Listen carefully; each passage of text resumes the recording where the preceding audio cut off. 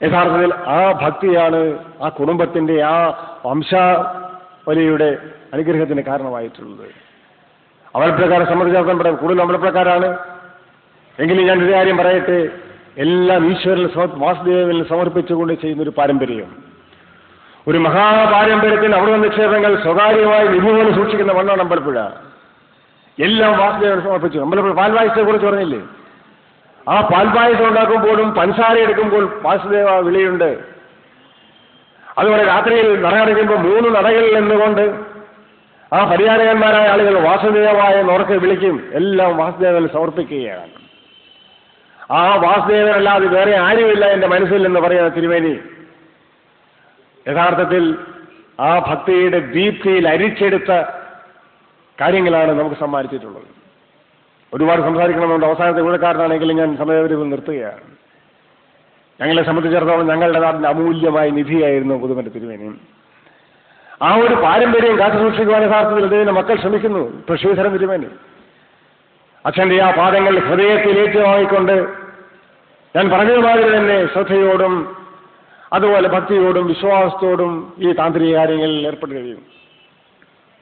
ആദരണീയമായ സ്ഥാനം അദ്ദേഹം നേടാൻ കഴിഞ്ഞിട്ടുണ്ട്. കാരണം ആ ഗുരുത്വം, ആ പാരമ്പര്യം ഇതൊന്നും ഏച്ചുവെച്ച് കെട്ടാൻ സാധിക്കുന്നതല്ല.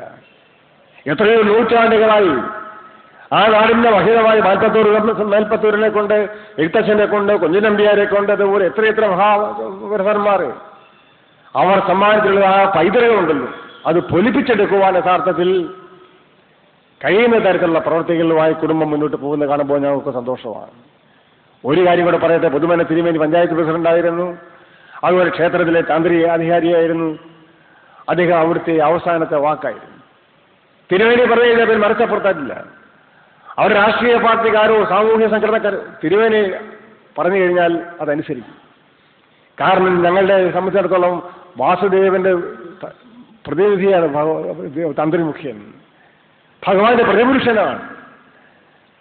ആ സമർപ്പിതമായ വിശ്വാസമുള്ള നാട്ടിലെ ജനങ്ങളെ സംബന്ധിച്ചിടത്തോളം അത് വളരെ വിശ്വസിക്കില്ല. അവിടുത്തെ ഹിന്ദുക്കളും മാത്രമല്ല, ക്രിസ്ത്യാനികളും മുസ്ലിങ്ങളും മൂലം യഥാർത്ഥത്തിൽ അമ്പലപ്പുഴ ക്ഷേത്രത്തിൽ വിശ്വാസികളാണ്.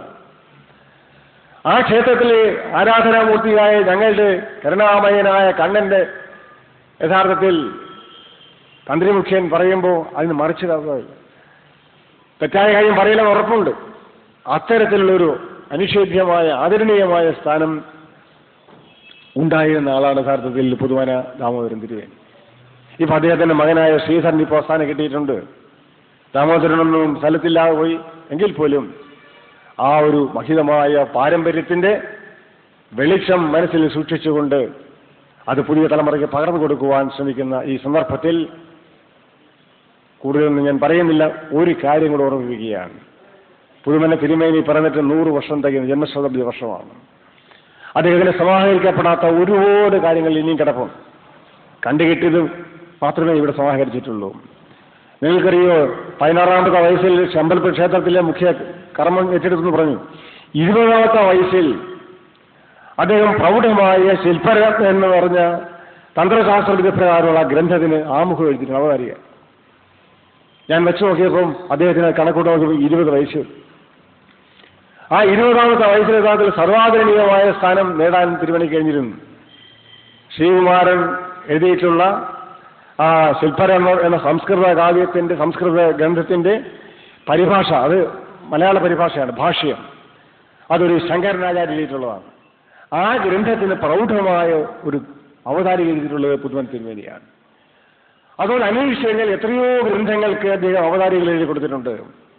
എത്രയോ സുവനീറുകളിൽ, സ്മരണീകളിൽ യഥാർത്ഥത്തിൽ ലേഖനങ്ങളിൽ എഴുതിയിട്ടുണ്ട്. അതൊക്കെ യഥാർത്ഥത്തിൽ അന്വേഷിക്കുവാനും കണ്ടുപിടിക്കുവാനും സമാഹരിക്കുവാനും നമുക്ക് ശ്രമിക്കണം. എങ്കിൽ മാത്രമേ ആ വ്യക്തിത്വത്തിന്റെ സമഗ്രത നമുക്ക് ഉൾക്കൊള്ളാൻ സാധിക്കത്തുള്ളൂ. ഏതായാലും ഞങ്ങളുടെ നാടിനെ, അമ്പലപ്പുഴ നാടിനെ സംബന്ധിച്ചിടത്തോളം മാത്രമല്ല, ഇത് സംസ്കൃത ഭാഷയെ, മലയാള ഭാഷയെ, ഈ നാടിന്റെ സംസ്കാരത്തെ സംബന്ധിച്ചിടത്തോളവും ഏറ്റവും പുണ്യമായ ഒരു കർമ്മമാണെന്ന് ഒരിക്കൽ കൂടി ഓർമ്മിപ്പിച്ചുകൊണ്ട് ഇതിൽ പങ്കെടുത്ത, ഇപ്പം മഹാരാജാവ് പങ്കെടുത്ത ചടങ്ങ് രാജകീയമായ ഒക്കെ ഒരു ഈശ്വര യോഗമാണ്. CP നായർ സാറും രാമചന്ദ്രൻ നായർ എല്ലാവരും ഉണ്ട്. വനേട്ട തിരുമേനി, കോഴിക്കോട്ടിൽ നിന്ന് വേണുഗോപാല പണിക്കരും വേണ്ടവരൊക്കെ പങ്കെടുത്തിട്ടുണ്ട്. ഇത്ര മഹിതമായ സമ്പന്നമായൊരു സദസ് അത് തന്നെ യഥാർത്ഥത്തിൽ ഇതിന്റെ ഗൗരവം വിളിച്ചറിയിക്കുന്നു. ഒക്കെ ഞങ്ങൾ പറയുന്നത് ഈശ്വര കാരുണ്യം, ഈശ്വര നിശ്ചയം, ഈശ്വര നിയോഗം. അത്തരത്തിൽ ആ കരുണാമയനായ ഞങ്ങളുടെ കണ്ണന്റെ കാരുണ്യം കൊണ്ട് നടന്ന ഈ ചടങ്ങിൽ പങ്കെടുക്കാൻ വേണ്ടി എത്ര തിരക്കുണ്ടെങ്കിൽ പോലും എവിടെ നിന്നെല്ലാം ആൾക്കാർ. അമ്പലപ്പുഴയിൽ ഞങ്ങൾ വാഹന സൗകര്യം കുറവായതുകൊണ്ട്, അല്ലെങ്കിൽ കുറെ കൂടെ വന്നേന്. ഏതായാലും ഇവിടെ വന്ന് ഈ പുണ്യകർമ്മത്തിൽ പങ്കെടുത്ത നിങ്ങൾക്ക് എല്ലാവർക്കും അമ്പലപ്പുഴ ഭഗവാന്റെയും അതുപോലെ പുതുമന തിരുമേനിയുടെയും അദ്ദേഹത്തിന്റെ ഭൗതികമായ സാന്നിധ്യം മാത്രമേ ഇവിടെ ഇല്ലാതുള്ളൂ. ആ ആത്മീയ സാന്നിധ്യം യഥാർത്ഥത്തിൽ അറിയുന്നുണ്ട്. ആ അനുഗ്രഹ വർഷം നമ്മുടെ ജീവിതത്തിന്റെ പാതകളിൽ പെരുമഴ പോലെ പെയ്തു നിറയട്ടെ എന്ന് മാത്രം ആശംസിച്ചുകൊണ്ട് ഞാൻ പറഞ്ഞ വാക്കുകൾ പോലും യഥാർത്ഥത്തിൽ ഭക്തിപൂർവ്വം ഒരുപാട് കാര്യങ്ങൾ പറഞ്ഞു തന്നിട്ടുള്ള ഗുരുവാണ്. ആ ഗുരുപാദങ്ങളിൽ സമർപ്പിക്കുന്ന ഗുരുപൂജയായി തീരണമേ എന്ന് അർത്ഥിച്ചുകൊണ്ട് നിർത്തുന്നു. നന്ദി, നമസ്കാരം. അമ്പലപ്പുഴ ഗോപകുമാർ സാറിന് നന്ദി പറയുന്നു. ഇനി യോഗത്തിൻ്റെ അവസാന പരിപാടി നന്ദി പ്രകാശനമാണ്. അത് നിർവഹിക്കുന്നത് ഈ ഗ്രന്ഥം സമാഹരിച്ച് നമുക്ക് സമ്മാനിച്ച തന്ത്രിമുഖ്യൻ ശ്രീ പുതുമന ശ്രീധരൻ നമ്പൂതിരി അവറുകളാണ്. സത്യത്തിൽ നമ്മൾ അങ്ങോട്ടാണ് നന്ദി പറയേണ്ടത്. കൈരളിക്ക് അല്ല, മലയാളിക്ക് ഇങ്ങനെ ഒരു വിശിഷ്ട ഗ്രന്ഥം സമ്മാനിച്ച ശ്രീധരൻ നമ്പൂതിരിയോട് നമുക്കാണ് കടപ്പാട്. പക്ഷേ ഗ്രന്ഥത്തിൻ്റെ എഡിറ്റർ എന്നുള്ള നിലയിൽ ലോകസാധാരണമായ നന്ദിപ്രകാശനത്തിനായിട്ട് വിനയപൂർവ്വം ശ്രീ ശ്രീധരൻ നമ്പൂതിരി അവരുകളെ ക്ഷണിക്കുന്നു.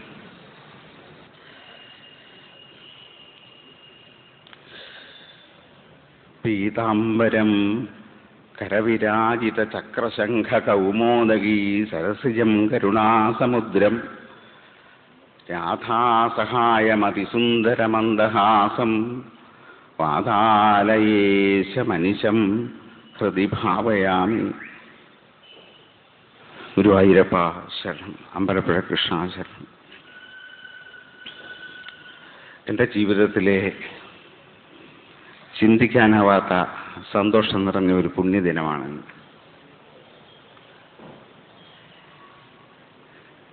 അച്ഛന് കുട്ടിക്കാലം മുതൽ പല സന്ദർഭങ്ങളിലായി രചിച്ചിട്ടുള്ള വിവിധ ഗ്രന്ഥങ്ങളുടെ ഒരു സമാഹരണം, അത് പ്രസിദ്ധീകരിക്കുവാനുള്ള ഒരു ഭാഗ്യവും എൻ്റെ